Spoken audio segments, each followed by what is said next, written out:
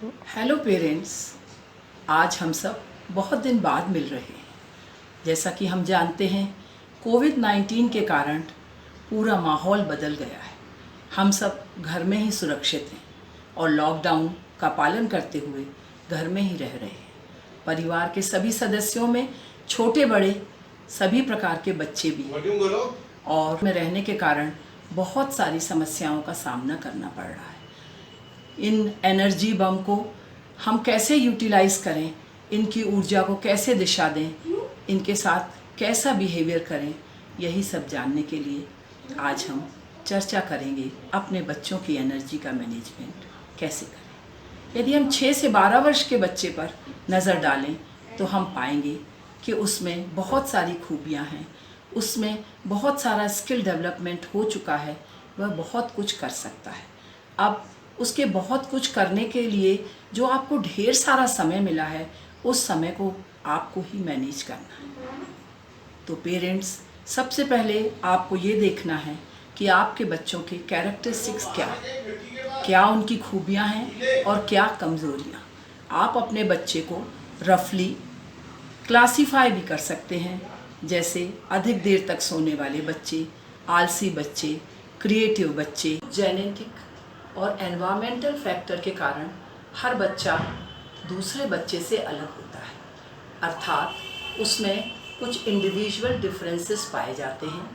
इसका यह अर्थ नहीं कि किसी में कमी और किसी में गुणों की अधिकता है, बल्कि इसका अर्थ यह है कि प्रत्येक बच्चे की अपनी आवश्यकताएं होती हैं जो उसे दूसरे बच्चे से अलग करती हैं। यदि हम बच्चे के पुराने दिनों को याद करें तो हम देखेंगे स्कूल से आते ही बस्ता फेंक कर खाना खाना और अपने खेल कूद में जुड़ जाना, शाम होते ही ढेर सारे दोस्तों के साथ खेलना शुरू कर देना और ऐसे मगन हो जाना कि दीन दुनिया की खबर ही न रहना। सोचिए, लॉकडाउन ने मित्रों का यह प्यारा सा संसार उनसे छीन लिया है।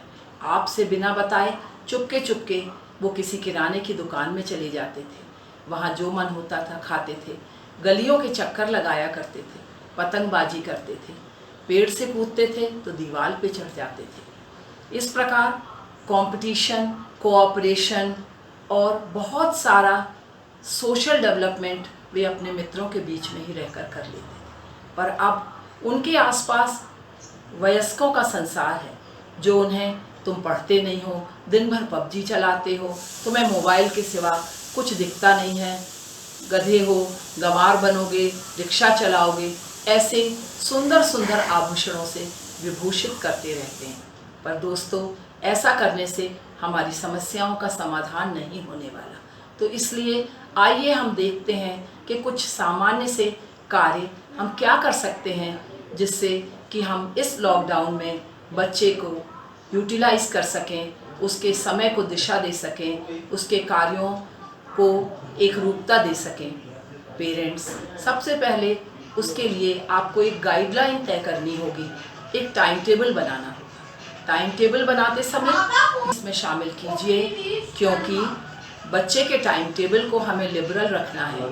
किसी काम में थोड़ा ज़्यादा समय और किसी काम में थोड़ा कम समय भी लग सकता है। इस टाइम टेबल के बन जाने के बाद कोशिश करिए कि आगे पीछे होकर भी वह टाइम टेबल पूरे दिन में किसी तरह यूटिलाइज हो सके। आपको देखना है कि आपके बच्चे को यदि पढ़ने का शौक़ है तो उसे ढेर सारी कहानी की किताबें ला कर दीजिए, उसे कहानी सुनाइए। यदि घर में दादी नानी हैं तो वे भी पुरानी कहानियाँ, रामायण महाभारत के दृष्टांत उन्हें सुना सकती हैं। कभी कभी बच्चे को उसके मन से भी कहानी लिखने या कहानी सुनाने के लिए प्रेरित करिए। यदि आपका बच्चा रचनात्मकता लिए हुए है तो उसे ड्राइंग, पेंटिंग करने के लिए विवश कीजिए। आप कोशिश करिए कि वह कुछ नई चीज़ ड्रॉ करे, कुछ नया बनाए। इसके अलावा डांस करना भी बच्चे को बहुत पसंद होता है। कभी कभी परिवार के सदस्य भी उस डांस में शामिल हो सकते हैं और उसे प्रसन्नता दे सकते हैं। इसके साथ साथ उसकी एनर्जी को यूटिलाइज़ करने का भी यह एक बहुत अच्छा तरीका है। इसके अलावा उसके टाइम टेबल में थोड़ी बहुत लिखाई पढ़ाई को भी आपको शामिल करना है, पर उस लिखाई पढ़ाई को बोर्डम न बनाते हुए आपको उस लिखाई पढ़ाई को इतना इंटरेस्टिंग बनाना है जिससे कि बच्चा उस लिखाई पढ़ाई को भी एक खेल समझ सके। इसके अलावा मैकेनो सेट से नए नए प्रकार की चीज़ें बनाने के लिए उसे प्रेरित करिए।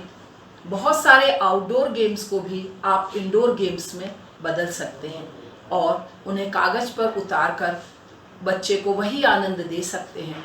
इसके लिए आप बच्चों के मित्रों के नाम भी नामज़द कर सकते हैं।